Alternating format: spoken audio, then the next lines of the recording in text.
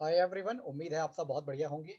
CMA foundation की हम law कर रहे थे, सेल ऑफ गुड्स एक्ट, इसका यूनिट 3 आज हम स्टार्ट करेंगे। जिन्होंने इससे पहले के लेक्चर नहीं देखे हैं, सीएमए फाउंडेशन लॉ के नाम से मैंने प्लेलिस्ट बना रखी है, उसमें इंडियन कॉन्ट्रैक्ट एक्ट कंप्लीट मैंने करा दिया है। Sale of goods act upcoming last class में भी फिनिश हो जाएगा। फिर हम नेगोशिएबल और एथिक्स करेंगे। उसके बाद हम सारे एमसीक्यूज करेंगे। कंप्लीट जो स्टडी मटेरियल में एमसीक्यूज दिए हैं वो हम करेंगे, और हमारी फाउंडेशन जो है वो कंप्लीट हो चुकी होगी। फिर भी कोई डाउट रह जाता है तो आप पूछ लीजिएगा। ओके, चलिए हम स्टार्ट करते हैं। पहला पॉइंट है हमारा transfer of ownership and delivery of goods. ये टॉपिक हम पढ़ेंगे कि प्रॉपर्टी ऑनरशिप कब ट्रांसफर होगी, कौन कौन से केसेस होंगे, रिस्क किसका कब होगा, ये सारे पॉइंट्स हम देखेंगे। सबसे पहला पॉइंट है हमारा no property transfer buyer unless goods are ascertain. आप दुकान पे जाते हो कार खरीदनी, आपको कार के शोरूम पर अगर आप जाते हो तो आपको कार को एसरटेन करना होगा, यानी पहचानना होगा कि आपको कौन सी कार खरीदनी है। कार तो बहुत सारी है, आपको उनमें से पहचानना होगा, यानी ऑनरशिप लेने के लिए आपको सबसे पहले उस गुड्स को एसरटेन करना होगा, आपको चाहिए क्या। दूसरा point, where there is a contract of sale of specific or ascertained goods, property passes to the buyer at the time when parties to intend to it। अगर आपने मान लीजिए ascertain भी कर लिया गुड्स, उसके बाद पार्टीज की इंटेंशन होनी चाहिए भाई कि कब आपको पेमेंट होगी, कब आपको डिलीवरी चाहिए। इसके बाद ही आप बायर या सेलर कह सकते हैं ऑनरशिप ट्रांसफर करते हैं दूसरे को। Where there is an unconditional contract for the sale of specific goods in a deliverable state, property in good passes to the buyer when the contract is made. The property shall not pass when the goods are made in deliverable state, but shall pass only when the buyer has notice of it. Okay? Simply seller बोल देगा कि भाई deliverable state है, इससे कोई फर्क नहीं पड़ता, उसको बायर को बताना पड़ेगा। बायर अपनी बताएगा कि भाई इस डेट को मैं अपनी डिलीवरी ले लूंगा, तभी ओनरशिप हमारी ट्रांसफर होती है। आपस में दोनों का कंसेंट होना जरूरी है। Where the goods are in a deliverable state, but the seller is bound to wait, measure, taste, or do some act or thing for the purpose of ascertaining price, the property does not pass until such act or thing is done. When the seller has done its part of the property, even if the buyer has to do something for his own satisfaction. Okay, मान लीजिए आपका goods deliverable state में है, लेकिन अभी भी seller को कुछ काम करने हैं फाइनल डिलीवरी के लिए, तो जब तक वो काम नहीं हो जाते तब तक सेल नहीं मानी जाएगी। और यदि मान लीजिए बायर को भी कुछ काम पेंडिंग है, तो जब तक बायर भी काम नहीं करेगा तब तक ऑनरशिप भी ट्रांसफर नहीं होगी। अब हमारा पॉइंट है अनएसर्टेन गुड्स को हम कब मानते हैं कि ऑनरशिप ट्रांसफर हो गई है। तो सबसे पहले तो आपको गुड्स को एसर्टेन करना पड़ेगा। There unconditional appropriation to the contract, वो समझते हैं हम क्या है। It involve selection of goods with the intention of using them in performance of contract and with the mutual consent of seller and buyer. Example, X agreed to sell 100 bag of wheat to Y out of a stock of 500 bag. Y के पास 500 bag है, उसने X के पास X ने Y को बोल दिया कि 100 जो व्हीट के यानी गेहूं के जो कट्टे हैं वो मैं आपको बेचूंगा। लेकिन जो है आग लग गई है, अब हमें दो केस देखने पड़ेंगे, किसको लॉस बियर करना पड़ेगा। अगर मान लीजिए आग लगने से पहले ही अगर मान लीजिए एक्स ने वाई को बता दिया कि ये 100 कट्टे तुम्हारे हैं, अगर ये बोल दिया है तो अब सेपरेट हो गया है गुड्स, तो उस केस में 100 कट्टों का जो नुकसान है वो वाई को बियर करना पड़ेगा, 400 कट्टों का एक्स को करना पड़ेगा। लेकिन अगर आपने स्टार्टिंग में सेपरेट नहीं किया तो सारा का सारा दुकानदार एक्स को लॉस बियर करना पड़ेगा। नेक्स्ट पॉइंट है गुड्स सेल ऑन सेंट और अप्रूवल बेसिस। इस केस में क्या होता है कि सेलर जो है वो बायर को ये ऑप्शन देता है, आप गुड्स को ले जाओ, अभी पेमेंट मत करो, घर जाओ, पहनो, एंजॉय करो। आपको लगेगा कि आप गुड्स से सेटिस्फाइड हो, तब आप उसको खरीद लेना और मुझे पेमेंट कर देना, नहीं तो आप मुझे वापस कर देना। इसको बोलते हैं गुड्स सेल ऑन या Saint on approval basis. Okay, return और अप्रूवल बेसिस। इसमें ओनरशिप कब ट्रांसफर होगी? when buyer signifies his approval or acceptance to the seller। या तो बायर ही एक्सेप्टेंस दे दे उसको कि हाँ भाई मुझे गुड्स पसंद है, मैं पेमेंट कर दूंगा और मैं खरीद रहा हूँ गुड्स को। when he does any act adopting the transaction, अगर बायर ने बताया भी नहीं सेलर को और अगर वो ऐसा कोई काम कर दे जिससे लग जाए कि हाँ भाई ये गुड्स खरीदना चाहता है, तब मान लिया जाएगा कि सेल हो चुकी है। फॉर एग्जाम्पल, बायर ने सेलर को बताया नहीं कि भाई मैं गुड्स को खरीद रहा हूँ और मैं तुमको पेमेंट कर दूंगा, लेकिन वो किसी तीसरे व्यक्ति को सामान को बेच दे तो माना जाएगा, या यूज करने के लिए भी दे दे तो माना जाएगा कि वो उसका ऑनर बनना चाहता है, और सेल ऑटोमेटिकली हो जाएगी execute. if he does not signify his approval or acceptance to the seller but retain the goods beyond a reasonable time। उसने बताया नहीं लेकिन टाइम ज्यादा रीजनेबल टाइम से ज्यादा हो गया और अपने पास अभी भी रखा हुआ है और सेलर को भी अपनी एक्सेप्टेंस नहीं दे रहा है, तो माना जाएगा कि सेल हो चुकी है। एग्जाम्पल समझते हैं। X delivered some jewelry to Y on sale or return basis without specifying the time for its return. Y pledges the jewelry with Z. X ने Y को सेल और रिटर्न बेसिस पर jewellery बेची। Y ने क्या किया, बिना कुछ बोले बिना कुछ बताए Z को डिलीवरी आगे प्लेस कर दी। तो उसने ऐसा कुछ काम कर दिया अपनी, मान लीजिए भाई अगर आप किसी और को सामान तो तभी दोगे ना जब आप उसके ऑनर हो, तो मान लिया जाएगा कि भाई उसको खरीदने के लिए इच्छुक है, भले भाई आप कुछ भी एक्सक्यूजेस दे, भाई यहाँ पर ऑनर बन गया है। Here X can recover the price because ownership has transferred to Y as Y has accepted the transaction by pledging the jewelry with Z. Sale for cash only or return. तो अगर आपने cell cash पर बेचा है तो जब आपको cash मिल जाएगा तो माना जाएगा कि आपने जो है प्रॉपर्टी आपको ट्रांसफर हो गई है। कंडीशनल अप्रोप्रिएशन, कोई कंडीशन होती वो पढ़ते हैं। When the seller reserve the right of disposal until certain condition are fulfilled. Seller जो है वो तभी देगा जब उसकी कुछ कंडीशन पूरी हो जाए। The property therein will not pass to the buyer till the condition imposed if any by the seller has been fulfilled. जब तक वो कंडीशन पूरी नहीं हो जाएगी तब तक ऑनर नहीं बन पाएगा बायर। अब हम पढ़ते हैं पासिंग ऑफ रिस्क। रिस्क पास कब होगा? जब जब जिसके पास ऑनरशिप होगी, जिसकी ऑनरशिप जब होगी रिस्क उसका होगा। If the ownership has not been transferred to buyer, अगर बायर को ओनरशिप ट्रांसफर नहीं हुई है तो रिस्क सेलर का होगा। अगर ओनरशिप बायर को ट्रांसफर हो गई है तो बायर का रिस्क होगा। एक्सेप्शन हम बोल देते हैं। अगर मान लीजिए इसकी एक्सेप्शन ये है कि भले ही किसी की भी रिस्क ओनरशिप हो, अगर किसी पार्टी ने डिफॉल्ट किया है उसकी वजह से वो नुकसान हुआ है तो जिस पार्टी ने डिफॉल्ट किया रिस्क उसको बियर करना पड़ेगा। If there is a delay of delivery due to fault of seller और बायर, किसी का भी फॉल्ट हो, the good shall at the risk of the party in default, जिसने डिफॉल्ट किया उसका रिस्क होगा। As regard loss which might not arise but for the default, यानी वो जो नुकसान है डिफॉल्ट होने के कारण ही हुआ है, और भले ही ना भी हुआ हो तो भी जिसने फॉल्ट किया है उसने। वैसे तो ज्यादा नुकसान होता है दोस्तों। एक्स ने कॉन्ट्रैक्ट किया 100 टन सेल करेगा जूस वाई को। एक्स ने क्रश कर लिया और जूस बना दिया, ओके, और रेडी कर दिया डिलीवरी के लिए। Y took the delivery of part, Y ने पार्ट पे डिलीवरी ले ली और बाकी के लिए उसने डिफॉल्ट कर दिया। यहाँ पर जूस खराब हो गया तो डिफॉल्ट किसने किया? वाई ने, यानी बायर ने। तो नुकसान किसका होगा? बायर का होगा। The duties and liabilities of the seller and buyer as value of goods for the party remain unaffected even with the risk has been passed generally. Okay. Transfer of title, ownership transfer कौन कर सकता है? जिसके पास खुद ownership होगी, खुद उस property का जो ऑनर होगा वही तो प्रॉपर्टी को ट्रांसफर कर सकता है आगे। The general rule regarding transfer of title is that seller can not transfer to that buyer goods a better than title he himself है। ओके, कहने का मतलब ये सेलर के पास अपना ऑनरशिप होनी चाहिए तभी वो बायर को आगे सेल कर सकता है। If the seller is not the owner of the goods then buyer also not become the owner. Okay, अगर सेलर के पास ही खुद ऑनरशिप नहीं है तो वो बायर भी ऑनर नहीं बन सकता। इसके लिए यूज किया जाता है लैटिन वर्ड निमो डेट क्विड नॉन हैबिट which means no one can give what he has not. Okay, अगर सेलर के पास खुद ही ऑनरशिप नहीं है तो वो बायर को कैसे ऑनरशिप दे सकता है?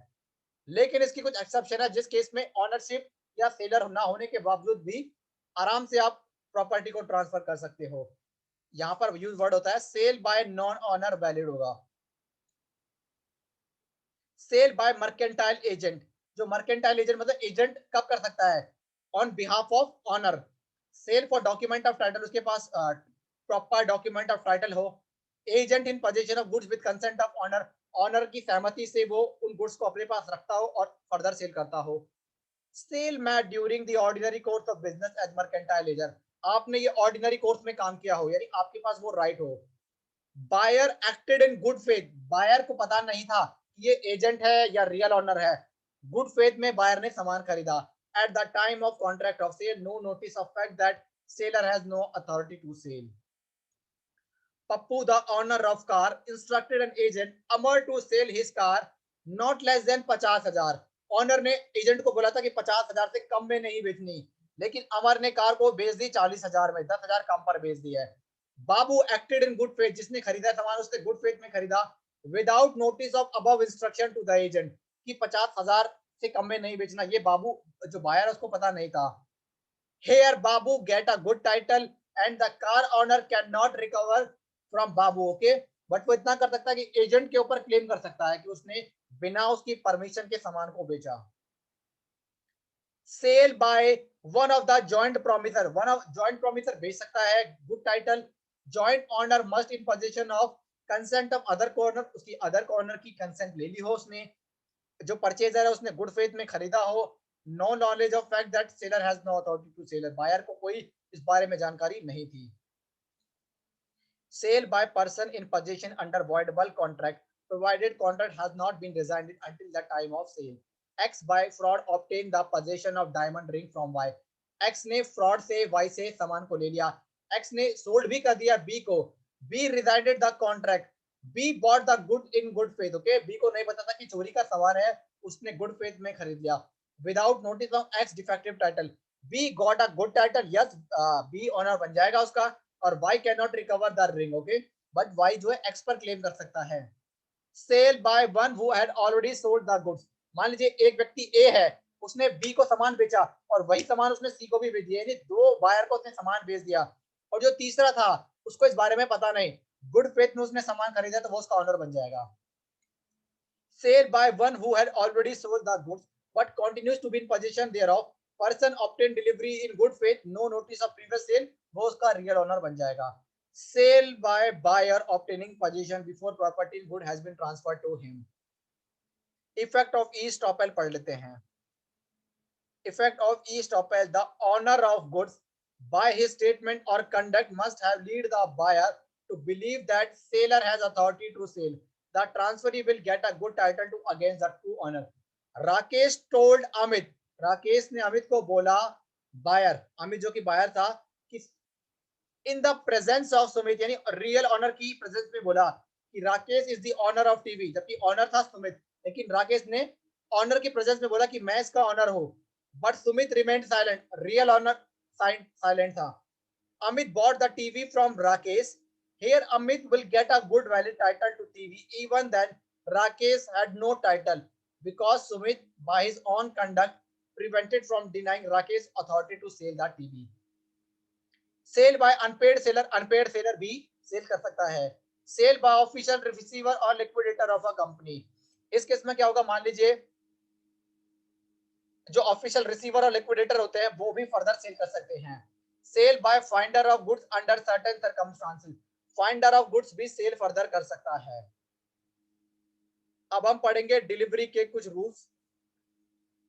Buyer to apply for delivery, the seller is not bound to deliver the goods until the buyer has applied for delivery unless otherwise agreed.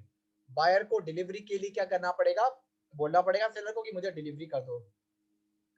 Place of delivery, if there is no contract to the contrary, goods must be delivered at the place where they were met at the time of sale, okay। अगर contract में specifically place के बारे में नहीं बताया गया है, तो जहां पर हमने कॉन्ट्रैक्ट बनाया था वहीं पर डिलीवरी होगी। पहला point. In case agreement to sale, अगर ये अग्रीमेंट टू सेल है तो goods agree to be sold are required to be delivered at spot where the agreement intended to, okay, जहां पर वो एग्रीमेंट बना था वहां पर आपको डिलीवरी देनी पड़ेगी। If goods were not in existence, अगर एग्रीमेंट करते समय गुड्स एग्जिस्टेंस में नहीं थे, then delivery will be made at the place where they would be manufactured और प्रोड्यूस्ड, जहां पर वो बने हैं वहां पर डिलीवरी आपको देनी पड़ेगी। Time of delivery it not fix, अगर टाइम नहीं है तो आपको रीजनेबल टाइम में देना पड़ेगा। Goods with third party, in this case there will be no delivery unless and until such third party acknowledge to the buyer that he hold goods to the behalf, okay।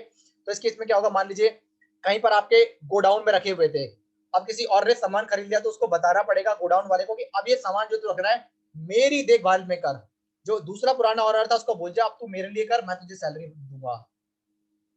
Time for goods with third party, in case transfer of document of title it will be treated as symbolic delivery, okay। even if the goods are in a custody of third person, no acknowledgement is required, वो simply बोल देगा कि अब goods मेरे पास हैं, तू मेरे behalf पर, और गुड्स तेरे पास है तो मेरे बिहाफ पर रख, मैं इसका ऑनर बन गया। Time for tender of delivery, demand और tender of delivery should be made at reasonable hour, otherwise such demand is ineffectual. What is reasonable time, it will depend on, you can say that reasonable time पर आपको delivery देना पड़ेगा, reasonable time जो है वो circumstance to circumstances depend करता है। Expense for delivery, expense related to putting the goods into a deliverable state must be borne by seller unless there is a contract with the buyer. Okay, अगर contract में लिखा हुआ है जो beer करेगा फिर तो वही बियर करेगा, अगर कॉन्ट्रैक्ट में कुछ नहीं लिखा है तो डिलीवरी पर होने वाले सारे खर्चे सेलर बियर करता है। डिलीवरी ऑफ रॉन्ग क्वांटिटी, मान लीजिए आपको कम क्वांटिटी दे दी या ज्यादा दे दी या आपको इंफीरियर क्वालिटी का गुड्स दे दिया, तो उस केस में क्या क्या सर्कमस्टांसेस बनेंगे एक एक करके वो अब हम देखते हैं। In case of delivery of lesser quantity, अगर आपको कम क्वांटिटी दिया गया है, the buyer may accept or reject, या तो वो रिजेक्ट कर दिया एक्सेप्ट कर दिया, अगर एक बार एक्सेप्ट कर लिया है तो फिर बाद में कुछ नहीं बोल सकता। In case of excess delivery, the buyer may accept or reject, अगर ज्यादा पहले केस में कम आया और दूसरे केस में ज्यादा आ गया तो ऑप्शन है या तो एक्सेप्ट कर ले और पूरा पेमेंट कर दे, या तो ये है कि रिजेक्ट कर दे पूरा का पूरा, या एक्सेस को रिजेक्ट कर दे। In case of mix goods, मान लीजिए आपको अलग अलग तरीके के गुड्स आ गए हैं, तो उस केस में आपका ये है कि या तो आप रिजेक्ट कर दीजिए और जो गुड्स आपकी काम की वो रख लीजिए, बाकी रिजेक्ट कर दीजिए, या आप पूरे ही रिजेक्ट कर दीजिए। Mixing of goods with inferior good does not amount to mixing of different description, अगर आपको इंफीरियर गुड्स आ गए थोड़े बहुत मिक्स हो गए तो आप ये नहीं बोल सकते कि आप पूरा का पूरा सामान आप वापस करोगे।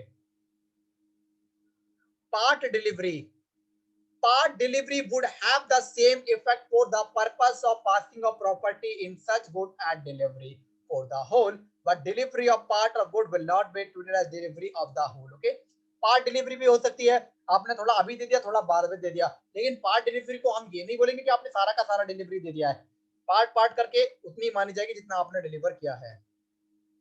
Instalment delivery, unless otherwise agreed the buyer is not bound to accept delivery installment, अगर आपने लिखा है कॉन्ट्रैक्ट में कि इंस्टॉलमेंट में भी डिलीवरी हो सकती है तो फिर तो ठीक है, अदरवाइज आपको ये माना जाता है कि आपको एक ही बार में डिलीवरी देनी है। The parties to the contract thereon may determine the rights and liability in case of delivery by instalment and payment, कि आपको डिलीवरी कितनी बार में करनी है, एक बार में करनी है, दो बार में करनी है, दो से ज्यादा बार में करनी है, पेमेंट एक बार में करनी है, दो से, ये आपको कॉन्ट्रैक्ट में स्पेसिफिकली मेंशन करना पड़ेगा। Delivery of carrier, subject to the terms of contract, the delivery of the goods to courier of transmission to the buyer is prima facie deemed to be delivery to the buyer. Okay, अगर हम delivery जब निकाल देते हैं तो माना जाता है कि बायर को सामान पहुंच गया है। A of Mumbai sent a book to B of Delhi by post, but parcel is lost on the way. A can recover the price because delivery, ये माना जाता है कि डिलीवरी जब हो गई है तो बायर को सामान मिल गया है। वैसे आजकल ऐसा होता नहीं है, सेलर जो है ध्यान रखता है कि भाई आपको सामान मिला है कि नहीं मिला। Goods deteriorate during transit, delivery के दौरान गुड्स जो है नुकसान हो गया। Where goods are delivered at distant place the delivery goods are deteriorate during the delivery to transit with fall on buyer. Okay, नुकसान कौन बियर करेगा? बायर बियर करेगा। अगर अदरवाइज अगर कॉन्ट्रैक्ट में लिखा हुआ है सेलर बियर करेगा तो सेलर करेगा। जनरल रूल ये है कि अगर कोई नुकसान होता है डिलीवरी के दौरान गुड्स को तो वो बायर भरता है। Buyer right to examine the goods, बिल्कुल बायर के पास पूरा राइट है। If goods are not previously examined by the buyer, the seller is bound on request to afford the buyer a reasonable opportunity of examining the goods, buyer बिल्कुल examine कर सकता है। acceptance of delivery of goods, intimate to seller that he has accepted the goods, buyer को बताना पड़ेगा कि मैंने accept कर लिए हैं। does any act to the goods which are inconsistent with the ownership of seller, अगर वो बायर फर्दर किसी को सेल कर देता है तो माना जाता है कि सेल हो चुकी है। retain the goods after the lapse of reasonable time without intimating to the seller that he has rejected them, अगर वो रीजनेबल टाइम के बाद भी बायर अपने पास रखता है तो माना जाता है कि गुड जो है वो डिलीवर या सेल प्रॉपर्ली हो चुके हैं। सो गाइज आज के लेक्चर में इतना ही था, हम नेक्स्ट लेक्चर में मिलेंगे, इसमें कोई डाउट है तो आप पूछ लीजिएगा, फिर हम नेक्स्ट लेक्चर में आपके साथ मिलते हैं। Bye guys.